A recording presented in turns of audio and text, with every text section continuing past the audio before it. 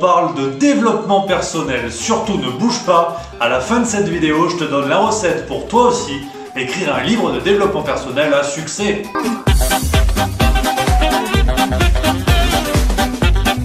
Ah, le développement personnel, je pouvais pas passer à côté de ça. Les 5 blessures qui empêchent d'être soi-même, les lois naturelles de l'enfant, l'art subtil de s'en foutre. Il suffit de regarder le classement des ventes de livres pour comprendre que le développement personnel, c'est la grande tendance du moment qui rappelle les grandes heures de femmes actuelles avec des titres à dormir dehors. Qu'est-ce que c'est que cette matière? C'est de la merde.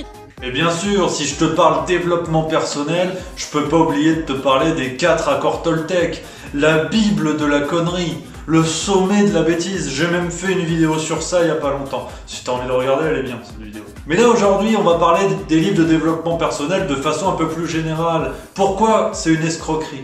Bah bouge pas, je vais t'expliquer. Alors déjà, sur quoi je vais m'appuyer pour te dire tout ça? Bah sur un bouquin, parce qu'on n'est pas sur une chaîne de boucherie chevaline. Donc je vais m'appuyer sur le nouveau livre de Julia de Funès, Développement impersonnel, et c'est aux éditions de l'Observatoire. Avant de commencer la vidéo, je te vois venir, t'as une seule chose en tête. Oui, Julia de Funès, c'est la petite fille de l'acteur Louis de Funès. C'est bon, on peut commencer la vidéo? T'as fini tes conneries? Donc notre Julia de Funès nationale, on en avait déjà parlé sur Let It Be. Elle avait sorti en 2018 la comédie Inhumaine, écrite avec Nicolas Bouzou, toujours aux éditions de l'Observatoire. Dans ce livre, Julia de Funès parlait des nouvelles méthodes de management dans les entreprises. Tu sais, toutes ces méthodes à base de ping-pong, de baby-foot et d'exploitation salariale, mais toujours avec le sourire. Bon bah déjà, elle s'amusait à exploser tout ça. Et là, en ligne de mire, elle a le développement personnel maintenant. 31% des Français qui ont lu au moins un livre de développement personnel en 2017. Un marché estimé en librairie à près de 53 millions d'euros. On t'a compris, le développement personnel, c'est le nouvel Eldorado. Tu peux te faire un paquet d'oseille, hein? On n'est pas que t'es un gagnant. Alors déjà, le développement personnel, c'est quoi? Parce que c'est vrai que comme tout le monde, et comme le plus souvent les lecteurs de développement personnel, t'as jamais compris ce que ça voulait dire. On sait pas, développement personnel, développement oui, personnel oui, mais ensemble, on sait pas trop quoi. Pour Julia de Funès, le développement personnel, c'est une positivité de comptoir qui édulcore les difficultés et la réalité à l'aide de mots doux. Ah! Bon, et puis c'est ça tout le livre, hein. Elle est très remontée. T'as compris, ça va chier des bulles carrées. Et c'est vrai que le développement personnel, finalement, on sait pas trop ce que ça veut dire, avec en plus une diversité de livres qui ont été écrits dans ce domaine, qui va de comment arrêter de fumer, ou l'art d'aller déféquer avec le sourire aux lèvres. Ça veut tout dire et rien dire, et ça, c'est que le début de l'escroquerie. Et on va démonter tout ça avec l'aide du livre de Julia de Funès. Première chose concernant le développement personnel, on te vend des méthodes pour t'aider toi personnellement. Tu vois, c'est pour ça qu'il y a le terme personnel, si jamais t'es pas une bête en dictionnaire. Mais on vend les mêmes méthodes à tout le monde. Donc par définition, ça n'a plus rien de personnel. Oui, mais ça c'est que le début de ce qui se passe. Deuxième chose importante, aujourd'hui, qui est spécialiste en développement personnel? Bon ben tout le monde, même toi, ma grand-mère, peut-être même mon chat. En France, il n'existe aucune formation qui ne reconnaisse le statut de spécialiste en développement personnel. Mais dis-moi pas que c'est pas vrai!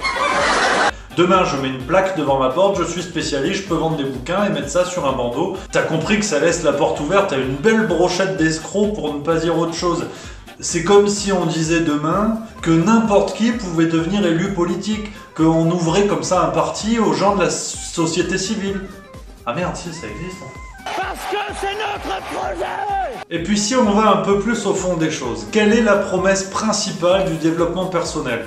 Comment être heureux ou réussir sa vie ou réussir quoi que ce soit tout de suite et maintenant? L'effort, l'attente, tout ça, ce sont les ennemis du développement personnel. Et oui, mettez-vous à la place de cette personne qui malheureusement est malheureuse depuis des années, qui accumule les échecs, et là, mais ta mère l'a vu.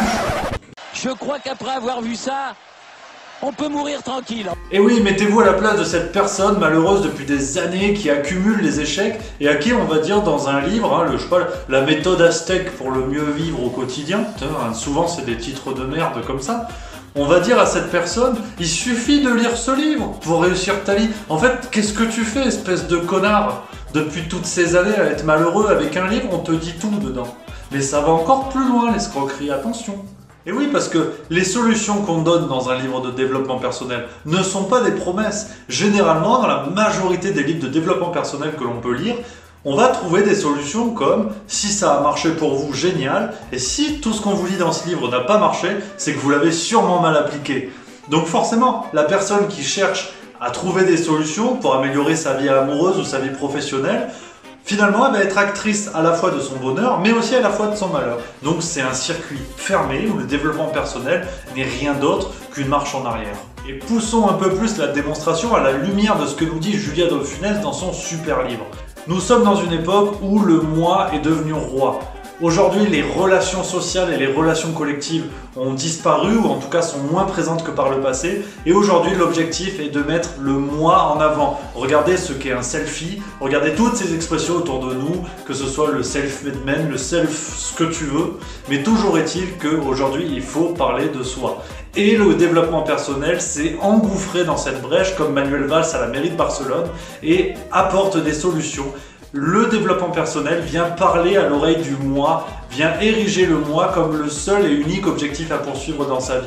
On arrive donc à des solutions qui font de tout ce qu'il y a autour de nous de possibles menaces. C'est-à-dire que ce que peuvent penser les gens autour de nous, nos amis ou notre famille, ce que peuvent penser nos supérieurs au travail ou nos collègues, tout ça est une menace qu'il faut absolument supprimer. Ce que dit le développement personnel en substance, c'est n'écoutez que vous, n'écoutez pas les autres, ne faites attention qu'à vous pour avoir votre bonheur à vous.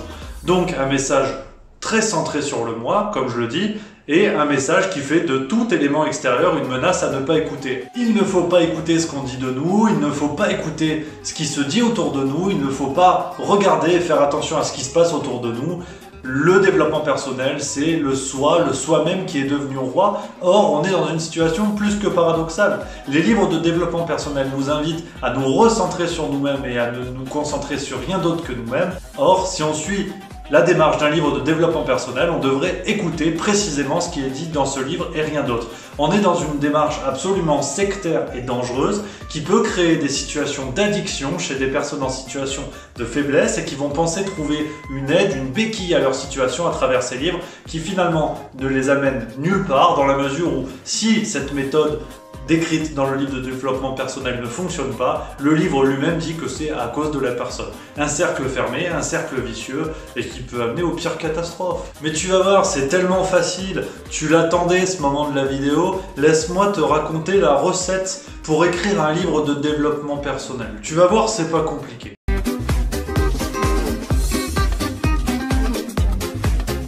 Bon alors déjà, il faut que tu te trouves une spécialité. Il n'y a pas de formation, t'es libre. Spécialiste en relations humaines de l'Antiquité à nos jours, en situation d'entreprise ouverte sur le monde et biologique. Tu vois déjà, hop, tu mets ça sur un livre, tu gagnes la confiance de tes lecteurs. Le mieux, si possible, tu trouves un emballage mystico-religieux à mettre autour de ta personne. Faut que tu racontes une histoire. Par exemple, tu peux dire que tu es le fils d'un dieu aztèque du 15e siècle, il s'appelait Toussapoal. Bon, ils ont des noms comme ça, les dieux aztèques. Alors c'est un dieu qui s'est paumé du côté de Sochaux, parce que erreur d'aiguillage, bon, il s'est paumé du côté de Sochaux. Et de fil en aiguille, ce dieu a fondé des écoles de pâtisserie mystique. Et toi, t'es son fils, donc t'as la parole directe en provenance de Toussapoal, le dieu aztèque. Après, il faut que tu trouves un sujet qui parle à tout le monde. T'embête pas à prendre des trucs compliqués, c'est pas ce que les gens recherchent en lisant du développement personnel. Par exemple, tu peux développer la méthode pour être heureux 1 minute par jour, tu vois. Tu sais, puis tu donnes des conseils qui servent à rien. Buvez de l'eau en la touillant avec une cuillère dans le sens des aiguilles d'une montre. Mangez des épinards le matin entre 7h et 9h. Faites des abdos avant le journal de 20h. Enfin, puis voilà, tu racontes tout ça, tu mets des conseils un peu nuls, mais tu l'écris sérieusement. Parce que si toi-même tu crois pas à ton escroquerie, ça marchera jamais. Puis, si possible, à la fin de ton livre, t'injectes l'idée que si ta méthode n'a pas marché pour le lecteur, ben c'est que c'est un sombre crétin qui n'a pas appliqué les choses comme il faut. Donc qui doit recommencer normalement. Et puis après, tu peux proposer une version premium où tu fais un abonnement, par exemple, à un programme de formation du dieu Toussapoal. Tu mets ton adresse PayPal, comme ça tu ramasses un billet, parce que ça fait plaisir. Donc tu vois, le développement personnel, ça coûte pas pas cher, ça demande pas un neurone et ça se vend comme des petits pains. Alors pourquoi ne pas le faire? En tout cas, plus sérieusement, merci à Julia de Funès pour ce livre tant attendu qui vient un peu démonter l'escroquerie du développement personnel. Nous, on va se retrouver bientôt. Il va y avoir des vidéos en direct, des lives, comme on dit dans l'Arkansas, il va y en avoir bientôt. Tu peux découvrir ma dernière vidéo sur le livre d'Amélie Nothomb. Le dernier livre, il est bien, c'est par là. Et puis sinon, tu peux t'abonner, c'est par là. Et moi, je m'en vais parce qu'il faut que j'aille discuter avec le vieux tout ça, poil.